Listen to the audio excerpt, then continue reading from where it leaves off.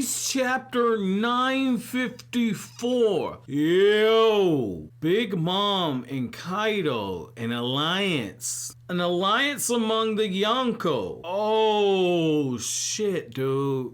Oh, shit.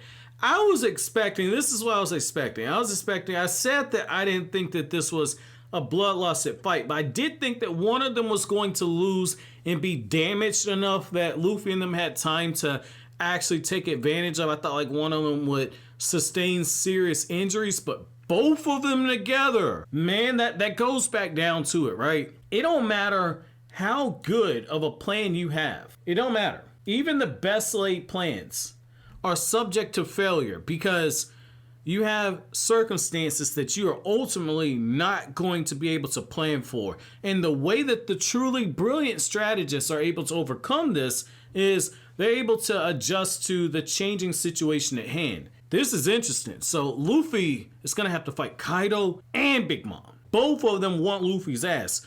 Luffy's been training this whole time to take down Kaido, and he's gonna have to face Big Mom on top of it. Luffy had to run the fuck off of Whole Cake Island. So it's one of those things where, like, if Kaido is stronger than Big Mom, then sure, maybe Luffy can handle it, but not both at the same time. Oh my god.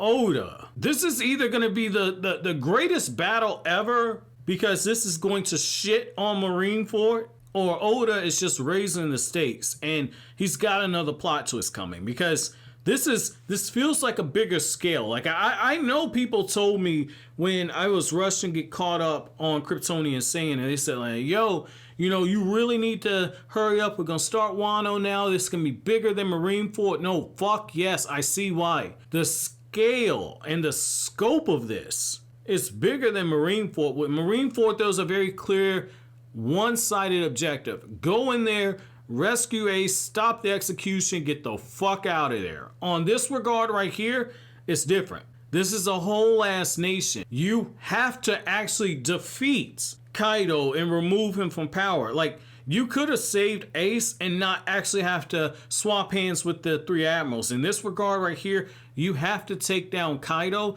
and you have to take down his entire operating system. There can be no pullout. At this point, you got to be balls deep into your plan, and you're going to have to leave every drop laying inside of everything, because if you do not, if you leave any room for error, Kaido is going to come back on you.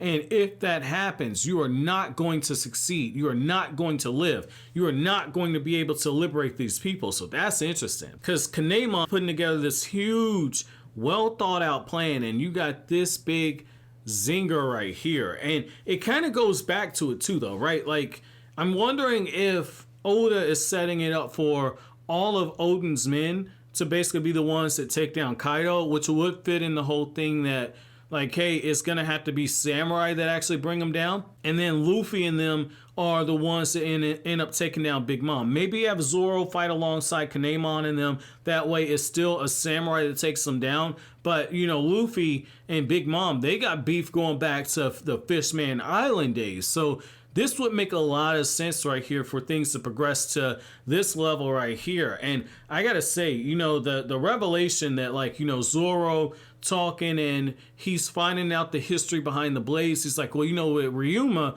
I fought this dude. I beat his skeleton. Like, hey, I'll give you the sword, but you need to allow me to actually go to his grave and pay my respects. You let me do that? Cool, I'll take the sword. And, you know, Kawamatsu is just looking like the nerve of this dude. The utter disrespect of this dude. Who the fuck does this guy think he is? But I get where Zoro's coming from too. Again, Zoro's looking at it and Zoro's like, look, like, I've had that blade for a long time. I've grown accustomed to it. I can't just wield any old blade. But we find out that the blade Enma that Hiyori was given, that blade is one of the best blades ever to be crafted in the land of Wano. And so, you know, Zoro in a way is getting a hell of an increase right here. So that's interesting. That's interesting. He's getting a better quality sword. So outside of cutting Kaido, what the fuck makes it so special? Now that I'm thinking about it, it actually makes sense, because Kaido has very tough skin. Like, Luffy has a slab of Kaido skin that he's hitting on and Luffy's training against. and Luffy wasn't able to do no damage against Kaido. So Zoro is going to be in possession of a blade that can actually cut through Kaido's skin. It is looking like Zoro's going to be one that actually takes down Kaido. So what the hell makes that sword so special? That's the one thing right there. What's going to make that sword so special for Zoro to be the one that wields it? That's a $1 million question that obviously Oda is going to be addressing later on. But I gotta say, I like that aspect there. I also like how you find out how Hawkins ends up coming into the servitude of Kaido, and basically Lost got the sword to this man's throat, which very beautiful layout right there. Very beautiful layout, man. Like, the more that I read One Piece, the more I look at what's happening in Boruto, and I'm like, Jesus Christ, man. Jesus, Ikimoto, step it up.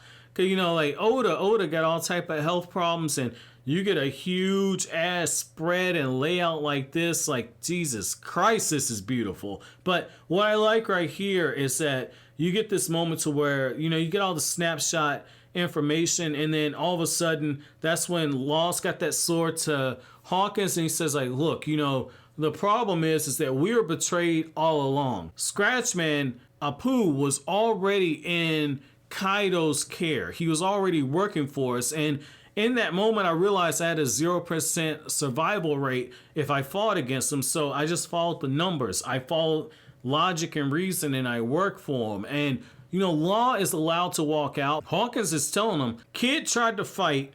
Kid and Killer tried to fight. And Kaido spared them because Kaido values that type of a spirit, but Orochi has held Kid's fate over the men that serve Kid and Kid's crew and say, if you do anything wrong, your boss is going to get murdered. And so you see the difference. You see how Kaido, even though Kaido is a disgusting motherfucker, Kaido at least has some sense of honor about him. Whereas with Orochi is just a snake, which again, Orochi, like the snake pun, I get that. Like, I like what Oda's doing here, but I also like how, you know, there's 5 days until the raid, and Luffy is continuing his training right here. So I thought that was cool, man. I thought that was cool. But also like how, once again, you get this very beautiful double page spread where you see Kanemon's people in that bottom corner, and they're strategizing with all the straw hats and everything. And you know, in this moment, Kanemon says, like, look, you know, we're going to have the 7 vassals of the Kozuki clan gathered. We've got all our swords. We're building up our manpower right now. We need to quit wasting time. We need to plan out this strategy meeting because the real war is coming. So this is good, man. This is good. Oda's preparing something of a colossal stage at this point. So my chapter question to you guys, we're going to keep this one simple right here. On a scale from 1 to 10, how unprecedented is 2 of the 4 emperors working together? And is this a game changer going forward? Let me know down in the comment section below. But as always, guys, if you like anything I had to say, don't forget to comment, rate, subscribe, and share. Thank you so much for watching to the end. Have an awesome day, guys.